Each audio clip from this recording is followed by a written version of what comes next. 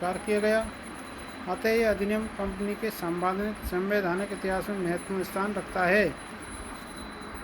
इस प्रकार हम देखते हैं कि रेगुलेटिंग एक्ट के अंतर्गत जो प्रावधान निर्धारित किए गए थे उनके माध्यम से कंपनी के अंदर जो बुराइयां थीं, जो कमियां थीं, उनको दूर करने का प्रयास किया गया था।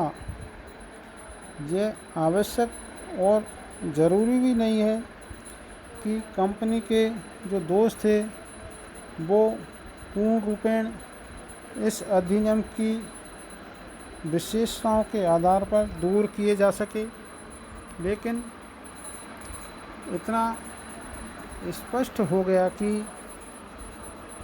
कंपनी की जो प्रशासनिक नीतियाँ थीं उनमें जो कमियाँ थीं या जो कमज़ोरियाँ थीं उनको कुछ हद तक रोकने के लिए या उनको दूर करने के लिए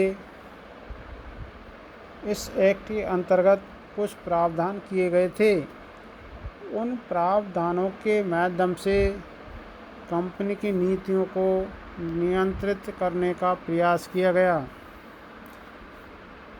यद्यपि रेगुलेटिंग एक्ट का कंपनी की जो नीतियाँ थीं उनके ऊपर पाबंदी लगाने का इतना गहन प्रभाव नहीं पड़ा, लेकिन आगे आने वाले समय में इस एक्ट के माध्यम से आगे भी इस प्रकार के अधिनियम आने लगे जिनके माध्यम से कंपनी की गतिविधियों पर नियंत्रण लगाना संभव हो सका।